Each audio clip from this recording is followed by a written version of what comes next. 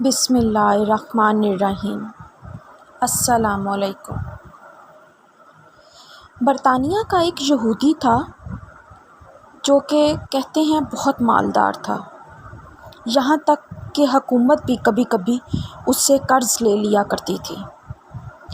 اس نے اپنے محل میں ایک کمرہ بنوایا ہوا تھا جس میں اس کی دولت رکھی جاتی تھی۔ اس کمرے میں کسی کو بھی جانے کی اجازت نہیں تھی۔ وہ کمرہ ہر وقت سونے، چاندی، ہیرے، جواہرات اور قیمتی سامان سے بھرا رہتا تھا۔ ایک دفعہ وہ یہودی اس کمرے میں داخل ہوا اور غلطی سے اس کمرے کا دروازہ بند ہو گیا۔ بدقسمتی سمجھیں کہ وہ دروازہ صرف باہر سے کھلتا تھا، اندر سے نہیں۔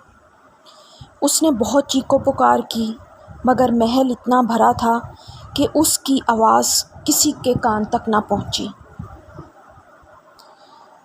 اس کی عادت تھی کہ وہ کبھی کبھار کئی ہفتوں کے لیے گھر سے باہر چلا جاتا تھا اور جاتے وقت کسی کو بتا کر بھی نہیں جاتا تھا۔ جب گھر والوں نے اس کو دیکھا کہ وہ نظر نہیں آ رہا تو وہ یہی سمجھے کہ شاید وہ پھر کہیں چلا گیا ہے اور جب اس کا دل کرے گا وہ واپس آ جائے گا۔ کسی کو یہ اندازہ ہی نہیں تھا کہ اس کے ساتھ کیا واقعہ ہوا ہے۔ وہ اس کمرے میں اپنی دولت کے ساتھ بند ہو گیا، اپنی دولت کو دیکھتا رہا، لیکن بھوک اور پیاس نے اس کو نڈھال کر دیا۔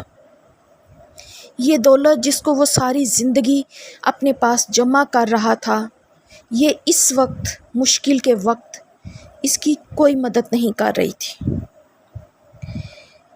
ایک دن جب اس کو محسوس ہوا کہ اب اس کی زندگی کے دن تھوڑے رہ گئے ہیں تو اس نے اپنا ہاتھ زخمی کیا اور اپنے خون سے دیوار پر لکھا کہ دنیا کا امیر ترین آدمی بھوک اور پیاس کی وجہ سے مر گیا۔ میری بہنوں، یہ نصیحت ہے ان لوگوں کے لیے جو سمجھتے ہیں کہ دولت سے ہر چیز خریدی جا سکتی ہے یا دولت ہی ہر مشکل کا حل ہے۔ دنیا سے جانا ایک بہت بڑا حادثہ ہے اور یہ کوئی نہیں جانتا کہ اس کو موت کب، کہاں اور کیسے آئے گی۔ انسان سفر پر جاتا ہے اور واپس آ جاتا ہے، گھر سے جاتا ہے پھر بھی لوٹ آتا ہے، لیکن کچھ ایسے بھی ہیں جو سفر پر جاتے ہیں یا گھر سے نکلتے ہیں تو وہ واپس نہیں آ پاتے۔ مبارکباد کے مستحق ہیں وہ لوگ جو اس دنیا میں عاجزی اور انکساری کے ساتھ رہتے ہیں اور خود کو دوسروں سے برتر نہیں سمجھتے، کیونکہ جانا تو سب کو ہے، امیر ہو یا غریب۔ قبر کے لیے تو صرف 2 گز زمین ہی ملنی ہے اور کفن بھی سب کا ایک جیسا ہے۔ وہ کیا کسی نے خوب کہا ہے کہ برانڈ کیا کرتے ہو، کفن کا تو کوئی برانڈ نہیں۔ میری بہنوں،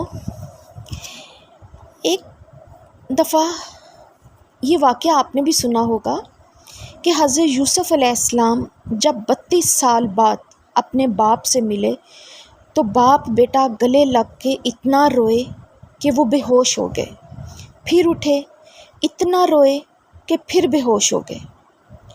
یہ دیکھ کر حضرت جبرائیل علیہ السلام نے اللہ سے پوچھا کہ اتنی محبت بھی کوئی کسی سے کر سکتا ہے؟ سبحان اللہ، اللہ نے کیا خوب جواب دیا۔ اللہ تعالیٰ نے فرمایا، جبرائیل، میں امت محمدی کے ہر فرد سے اس سے 70 گنا زیادہ محبت کرتا ہوں۔ سبحان اللہ، اللہ تیری شان۔ اللہ بار بار پکار کر کہتا ہے کہ ایک دن تمہارا رب تمہیں اتنا دے گا کہ تم خوش ہو جاؤ گے، بس ٹوٹ مت جانا اور اللہ کی رسی کو مضبوطی کے ساتھ پکڑے رہنا۔